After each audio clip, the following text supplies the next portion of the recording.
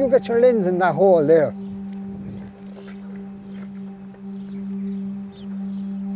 That's a little monument that the locals put up in memory of the children. And just inside that wall there is where we came across the chamber with the remains in it. There used to be a little apple orchard in there. And that's where we were in, we were getting apples.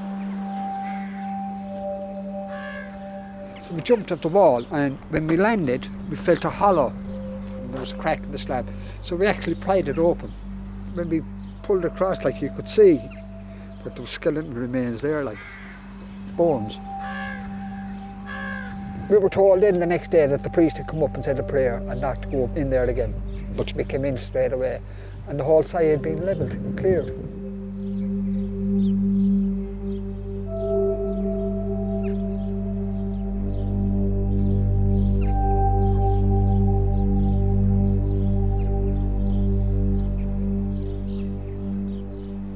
We always passed those 10-foot high walls.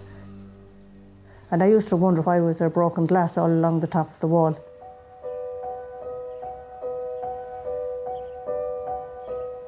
I remember the children at school just vaguely, and I do remember they were segregated from the rest of us. We weren't allowed to play with them.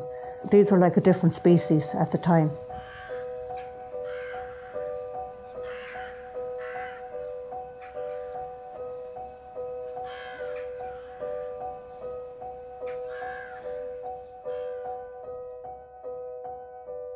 My mother got pregnant outside of marriage, and of course that was a big sin. And the priest in the parish got to hear about it and told her parents that it was an awful disgrace, that she couldn't be seen out because she'd be a bad influence. So they told her then that when the baby is due, that she was to be taken to Tuam, the home in Tuam, and the nuns will look after her there.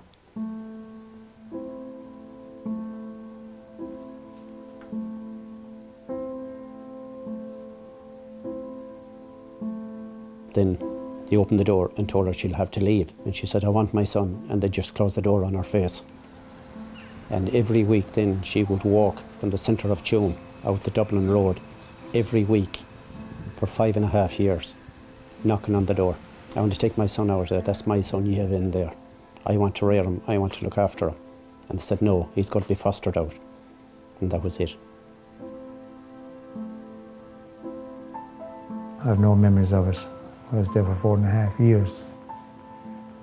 There was a hedge each side of us and a crowd of us walking. That's the only memory I have. I thought I was an animal at one stage. I used to get dreams at night that I was growing horns. And when I get up in the morning, the first thing I do, such a sigh of relief. There was no love, there was no care. What happened in the home? You know, it can happen to you, that you can block things out at such a young age.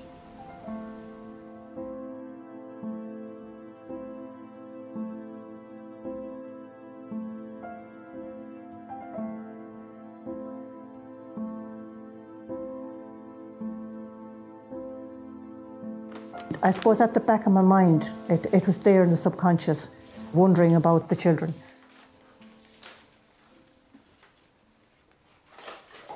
I thought it was just a simple history, the history of the Bonscore sisters and how they worked and how they operated.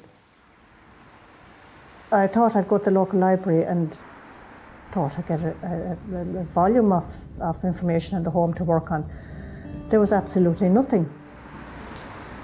So I went to the local people. I said, that's the best way to find out information.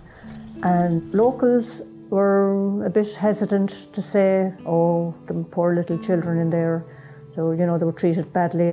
An odd person to tell you, they remember screaming in the home. It was still very much a hush-hush affair. But I was gathering all this information in the back of my mind and getting a picture. And it was only then I got the story of, back in the 1970s, that the two boys found bones of children in a tank. I've often thought about it afterwards, like, you know, what did we come across? Like, it was a chamber, a H-shaped chamber, you know, and the amount of bones that were in it, there was a good few. Like what we came across in 1972 was reported, and the government knew about it, but yet they didn't do anything about it. this whole story wouldn't get out of my head. So I had to follow it. I had to determine who was buried there. First of all, of course, I asked the Bonscore sisters, and they said they had no knowledge or no records whatsoever of any burial in the home. And got on to the county council who owned the land then, and they had no records of burials either. So I wondered then, my thoughts went then to how many children actually died in the home. That's an inspector's report for the Tuam home from 1947. It shows the condition of the babies and toddlers, and it makes very harrowing reading. You have a 13-month-old baby in the care of Bonscore sisters who are a nursing congregation. You have a miserable, emaciated child with voracious appetite and no control over body functions, probably mentally defective. Wizened limbs, 3 months old, wizened limbs. 3 weeks old, emaciated and delicate. Oh, that was the Excel copy of the deaths of the babies and children.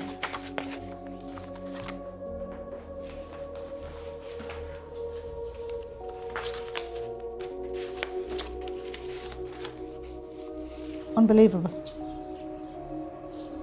Okay, all these deaths, where are they buried?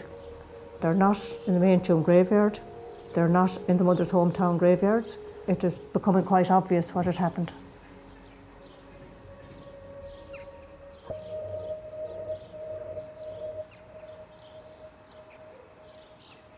At the time, there was a lot of questioning my findings, that it wasn't possible. And I was asking myself, is it the fact that there were illegitimate children? Is this stigma still around? That people just still don't care? It just made me more determined to fight this and to say, these children have to be there. People have to know about it.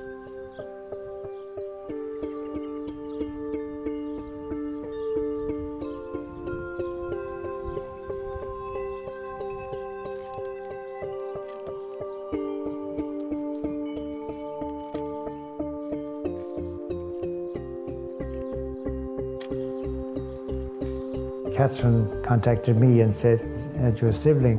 I said, "No, I never heard of." But according to, and we have to find it here, she says, there's a name. Marion Bridget Mulryan was born to Peter's mother, Delia, in 1954. You can see it there. Same mother, same address. She said, "Could be your sister." Mulryan, 10 months. 1955, yeah? 1955. Yeah. That's it. Yeah. They said she died from convulsions, but there's no doctors to certify that she died or where she was buried. I couldn't find out where she was buried. To this day, I don't even know. She could be sold off to America, like a lot more was done. It has been said that children were trafficked across to the United States. Of the 796 children, maybe some of those have been adopted illegally, and that is a very serious matter, if that is so.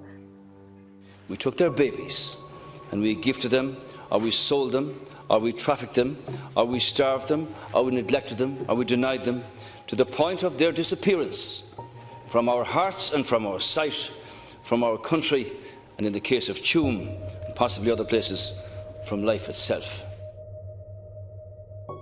The state were complicit, of course they were. They were paying the sisters. Did the county council look into these burials? Did they not question what was happening to these children? Where were they? Did they care? Did they turn a blind eye? And why did not one nun come forward and say, it was wrong what we did in Tuam? For a person that was supposed to be baptised, they're not supposed to put into unconsecrated ground. Yes, what did the church do? Put them in there and went and covered up those sites and put a playground on top of it. How would they feel about it if it was their sister or brother that was in there? The government is the government and the church is the church, and it's like knocking a brick wall, isn't it? There's 7 years taken out of my life I don't know anything about. And it wasn't my fault that I came into this world. I didn't choose. I had no say in the matter. I just get the sense of the babies down there. They're there under me. And I feel if there's some way I could help them, just to get them out there and give them a proper burial, that's what I just love.